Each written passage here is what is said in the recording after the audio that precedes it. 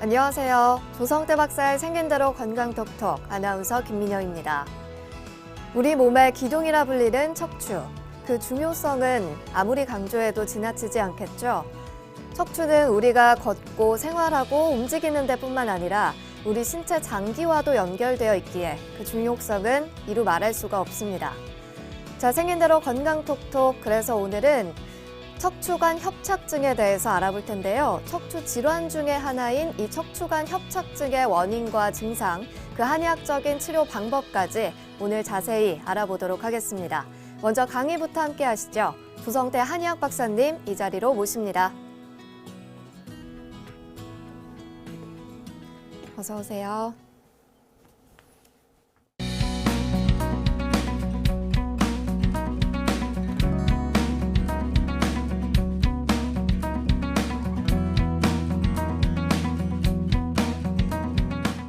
네, 오늘은 이제 척추관 협착증이라는 주제를 가지고 첫 번째 시간을 말씀드리겠습니다. 척추뼈를 중심으로 해서 여러 가지 불편한 증상들이 다양하게 나타날 수가 있죠. 그때 병명이 여러 가지로 붙을 수가 있습니다. 그만큼 이 척추를 중심으로 한 여러 가지 병들이 다양한 원인에 의해서 나타날 수가 있다는 것입니다. 그 중에서 오늘은 척추관이 좁아져서 나타나는 다양한 불편한 증상들을 한의학에서는 어떠한 관점에서 생각하고 어떠한 관점에서 치료를 해야 거기에 불편함이 없어질까에 대한 얘기가 되겠습니다. 우선 척추관 협착증이라는 것은 경추에서 요추까지 척추신경이 지나가는 공간이 좁아져서 다양한 불편한 증상이 나타날 수가 있습니다. 거기에는 여러 가지 신경들이 지나는데 이 신경들이 눌리면서 여러 가지 증상들이 나타날 수가 있죠. 그런데 이론은 이렇습니다만 사실은 척추관 협착증에 의해서 나타나는 그러한 다양한 불편한 증상도 있지만 그렇지 않은데도 척추관 협착증의 증상과 똑같이 불편을 느끼는 경우가 더 많습니다. 그럴 경우에 한의학에서는 어떠한 관점에서 치료를 하는지, 한의학적으로는 척추관이 좁아져도 불편한 증상들이 나타나지 않으면 한의학에서는 병으로 보지 않습니다. 환자들이 한의원이나 병원을 왜 찾아갑니까? 내가 불편한 증상이 있고 일상생활이 영위가 안 되기 때문에 찾아가는 것이죠. 불편하지도 않는데 찾아가서 척추관 협착증이라는 병명을 얻으면 그것이 병명을 얻었다고 척추관 협착증 환자가 아니에요. 저희들 관점에서 볼 때는. 물론 다른 관점에서 볼 때는 그런 환자죠. 그러나 불편하지 않으면 인체는 자연스럽게 회복될 수가 있고 또 그 나타난 양상이 애매하기 때문에 그런 현상이 나타날 수도 있는 것입니다. 자, 척추관 협착증의 한의학적인 관점에서의 원인은 첫째가 노쇠 현상입니다. 나이가 들어가면서 진액이 고갈되고 또 그거에 따라서 모든 조직들이 제 역할을 못할 때 척추관 협착증과 마찬가지 유사한 증상들이 나타날 수가 있습니다. 또 방광경락의 순환이 원활하지 않았을 때 척추관 협착증의 증상들이 나타나는 경우도 있습니다. 방광경락이 나쁜 것은 어떻게 하느냐?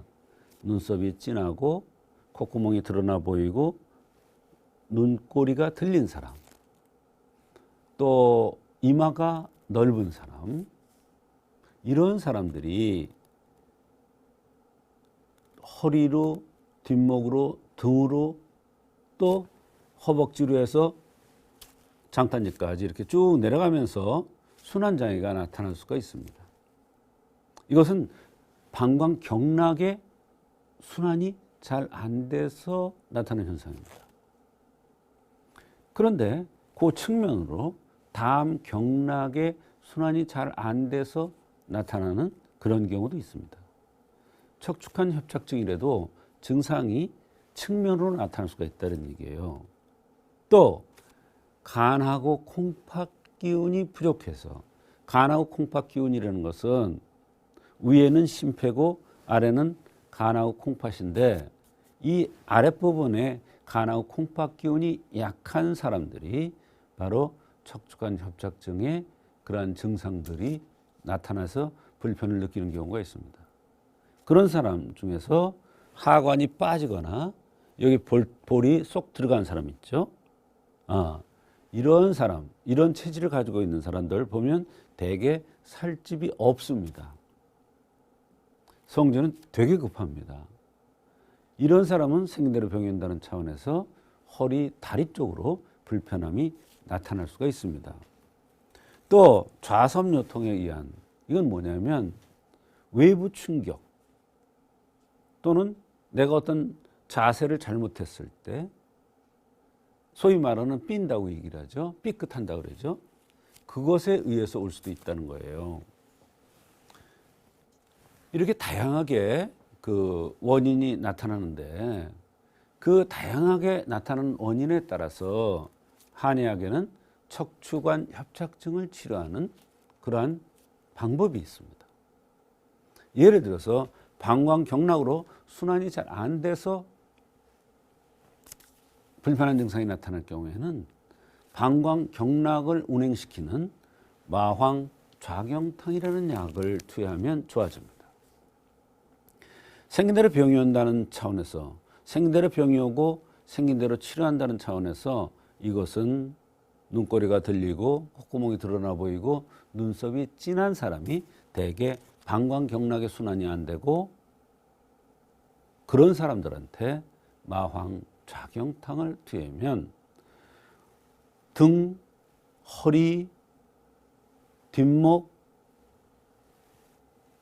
다리 쪽으로 쭉 내려가면서 경락을 따라서 내려가면서 불편한 이런 모든 증상들이 좋아질 뿐만 아니라 전신 건강이 좋아질 수가 있는 것입니다. 또 담경으로 안 좋다는 것은 측면으로 안 좋은 건데, 대개 담경으로 안 좋은 사람들은 얼굴이 둥글럽적한 사람보다도 측면이 발달된, 이 측면이 발달됐으면 어때요? 얼굴이 갸름하게 생긴 사람이죠. 이런 사람들은 담 경락으로 운행이 잘 안 돼서 나타나는 경우가 있습니다. 그럴 때는 이제 반화 자경탕이라는 그런 약을 써서 척추관 협착증을 좋게 해줄 수가 있죠. 또 독활기생탕은 간하고 콩팥 기운이 약해서 오는 경우, 그 다음에 독활탕이라는 것은 좌섬요통이라고 그래서 배란간에 허리를 삐거나 다쳐서 나타나는 척추관 협착증의 증상들을 치료하는 방법이 되겠습니다. 이와 같이 척추관 협착증이라는 병명이 있더라도 한의학에서는 다른 의학적으로 치료하는 방법과 달리 한의학에서는 이렇게 생긴 대로 병이 온다는 차원에서 생긴 모습에 따라서 또는 동반되는 증상에 따라서 여러 가지 불편함이 나타나는 것을 보고서 생긴 대로 병이 온다는 차원에서 치료해주면 얼마든지 한의학적으로 잘 치료될 수가 있습니다.